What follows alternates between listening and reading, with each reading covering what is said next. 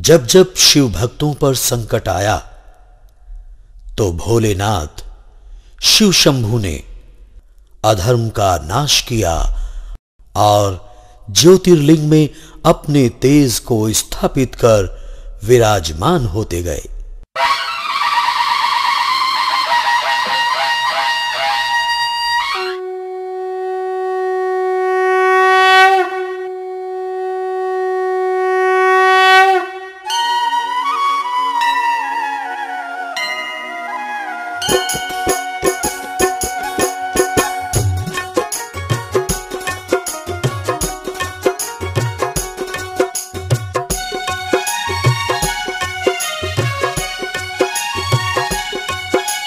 बारह ज्योतिर्लिंग है पावन शिव शंकर के धाम, कर लो शिव जी को प्रणाम, भोले शंकर को प्रणाम।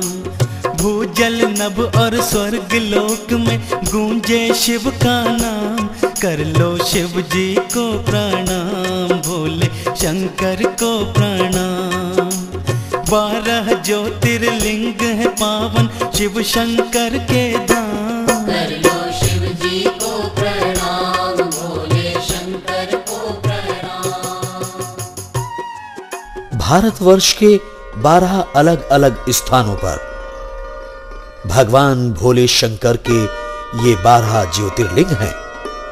सौराष्ट्र में सोमनाथ, श्रीशैल पर मल्लिकार्जुन, उज्जैन में महाकाल, ओंकार में ममलेश्वर, हिमालय पर केदारनाथ, डाकनी में भीमाशंकर, काशी में विश्वनाथ, गोदावरी तट पर श्री त्र्यंबकेश्वर, चिताभूमि में श्री वैद्यनाथ, दारुक वन में नागेश्वर, सेतुबंध में रामेश्वर तथा शिवालय में श्री घुष्मेश्वर। जीवन की सार्थकता तथा अपने कल्याण के लिए आइए इनके दर्शन को चलें।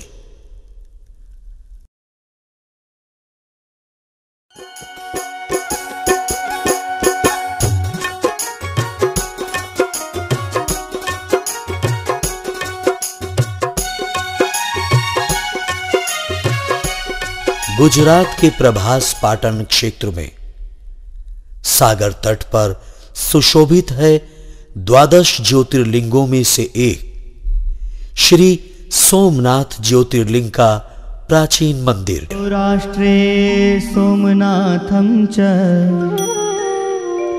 इस पवित्र धाम का उल्लेख ऋग्वेद स्कंद पुराण में मिलता है। इस मंदिर का न सिर्फ धार्मिक बल्कि ऐतिहासिक महत्व भी है। सोमनाथ के दर पे आकर दुनिया ये झुकती, शिव शंकर की। प्राचीन मंदिर को कई बार मुस्लिम शासकों ने हमला करके खंडित किया था, परंतु महादेव जी के अस्तित्व को इस धरती से समाप्त करने की कल्पना कभी भी साकार नहीं हो पाई। अंतर्यामी सबके स्वामी, अंतर्यामी सबके स्वामी, खुशियां दे ये तमाम, कर लो शिव जी को प्रणाम, भोले शंकर को प्रणाम। कर लो शिव जी को प्रणाम, भोले शंकर को प्रणाम।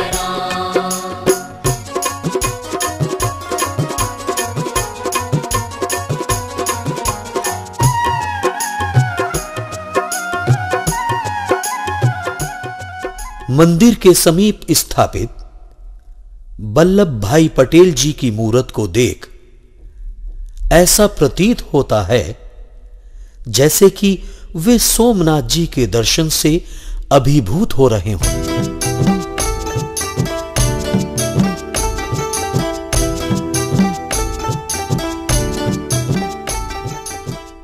कहा जाता है कि चंद्रमा ने राजा दक्ष की 27 पुत्रियों से विवाह तो किया, परंतु उनमें से केवल रोहिणी को ही अत्यधिक स्नेह करते तथा अन्य का तिरस्कार करते थे। इस बात से कुंठित होकर राजा दक्ष ने चंद्रमा को क्षय होने का श्राप दे दिया। तब अन्य देवताओं के कहने पर चंद्र ने शिव जी की पूजा अर्चना कर अपनी गलती स्वीकार की। तदुपरांत भगवान शिव चंद्र अर्थात सोम की प्रार्थना स्वीकार कर यहां सोमनाथ ज्योतिर्लिंग के रूप में विराजमान हो गए। राजा दक्ष के श्राप से सोम को शिव शंकर थे मुक्ति दिलाए। सोम की अर्जी शिव ने मानी, सोम की अर्जी शिव ने मानी।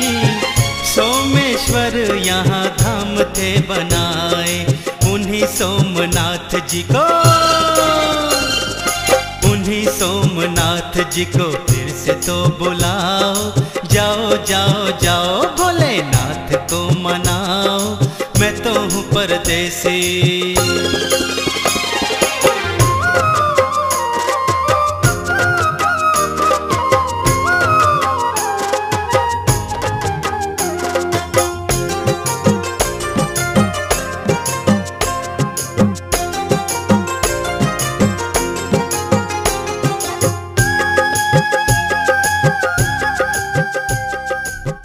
दिग्विजय द्वार अपनी शिल्प कला के अद्वितीय नमूनों के कारण ही दर्शनार्थियों को आकर्षित करता रहता है। सौराष्ट्र प्रदेश के समुद्री तट पर श्री सोमनाथ ज्योतिर्लिंग भगवान शिव का प्रथम ज्योतिर्लिंग है। मैंने पाया शिव संदेशा मैंने पाया, सोमेश्वर में चल कर आया। शिव शंकर को अर्पण करने भांग धतूरा साथ मिलाया। शिव के होंगे दर्शन मुझको, शिव के होंगे दर्शन मुझको। सोच सोच कर मन हर्षाया।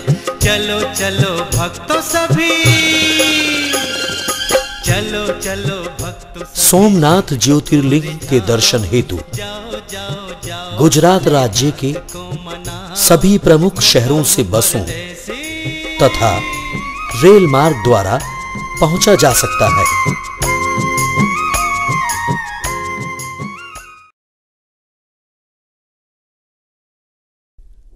भगवान शिव तथा माता पार्वती के मल्लिकार्जुन स्वरूप के दर्शन हेतु भक्तों को आंध्र प्रदेश की राजधानी हैदराबाद जाना पड़ता है।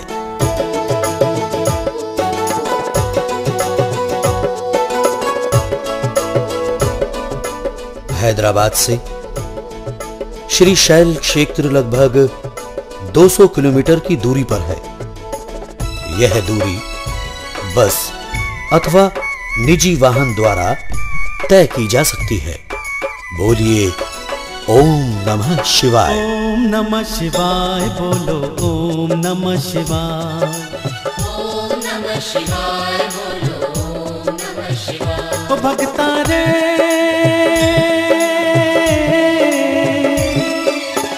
मल्लिकार्जुन जो जाए भवसागर तर जाए। आंध्र प्रदेश के श्री शैल पर मल्लिकार्जुन भगवान भोलेनाथ का दूसरा ज्योतिर्लिंग अवतार है। ऐसी मान्यता है कि मल्लिकार्जुन ज्योतिर्लिंग के दर्शन करने वाले सभी भक्त भवसागर तर जाते हैं। इस पवित्र धाम की एक पौराणिक कथा कुछ इस प्रकार है। जब श्री गणेश ने बड़ी चतुराई से कार्तिकेय को पृथ्वी की परिक्रमा के लिए भेजकर स्वयं ने माता पार्वती की परिक्रमा कर कार्तिकेय से पहले विवाह कर लिया।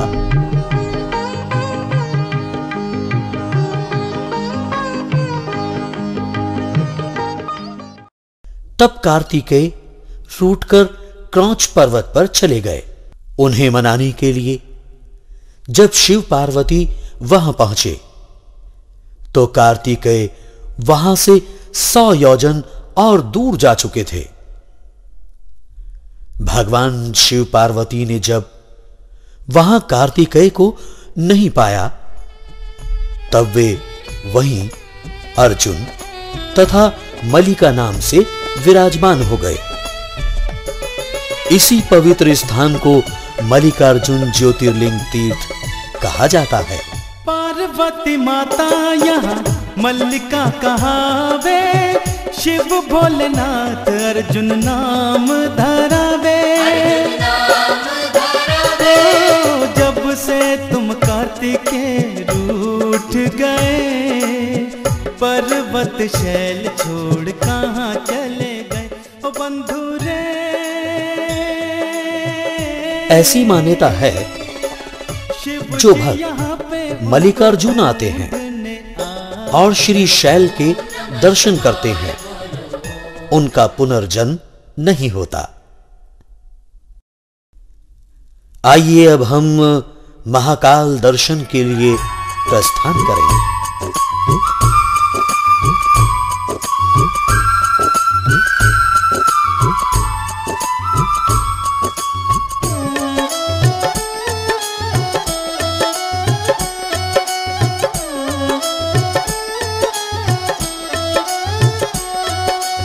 मध्य प्रदेश के उज्जैन शहर में महाकाल ज्योतिर्लिंग मंदिर एक पवित्र तीर्थ। यह स्थान केदारेश्वर ज्योतिर्लिंग के नाम से सुविख्यात हुआ।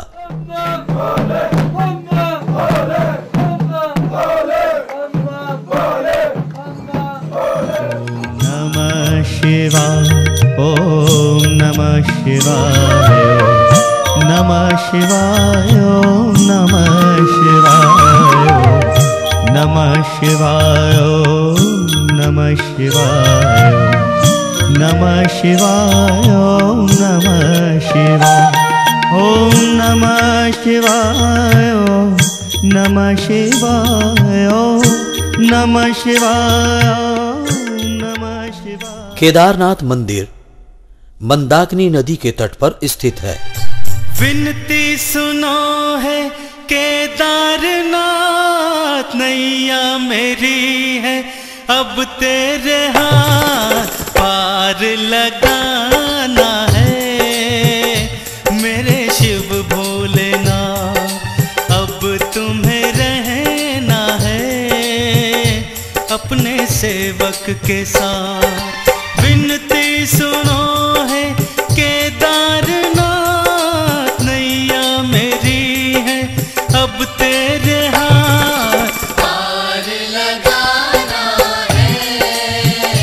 मेरे शिव भोलेनाथ अब तुम्हें रहना है अपने भक्तों के साथ। मंदिर लगभग 11,500 फीट की ऊंचाई पर स्थित है।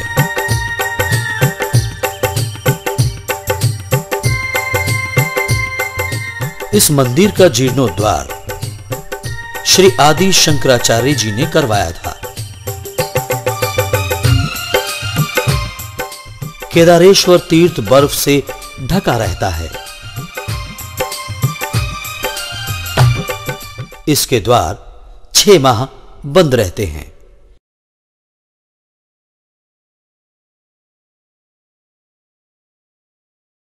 घृष्णेश्वर ज्योतिर्लिंग के दर्शन करने अब हम मनमाड से 135 किलोमीटर दूर औरंगाबाद की ओर बढ़ते हैं।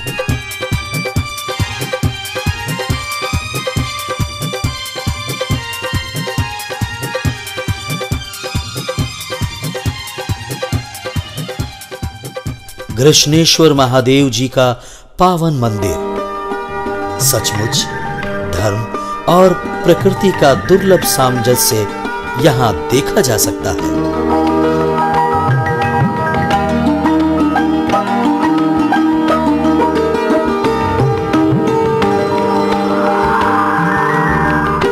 ऐसे स्थान पर आकर मन स्वतः बोल पड़ता है, जय हो भोलेनाथ। भोला हो भोला शंकर भोला, तुमसे बढ़कर कौन, भोला तुमसे बढ़कर कौन। भोला हो भोला शंकर भोला, तुमसे बढ़कर कौन, बाबा तुमसे बढ़कर कौन। कुशमेश्वर बाबा के सेवक, हमसे बढ़कर कौन, भोला हमसे बढ़कर कौन। भारत की सुप्रसिद्ध अजंता एलोरा की गुफाओं के समीप ही श्री घृष्णेश्वर ज्योतिर्लिंग भगवान शिव का 12वां अवतार है। घृष्णेश्वर महादेव को घुष्मेश्वर भी कहा जाता है।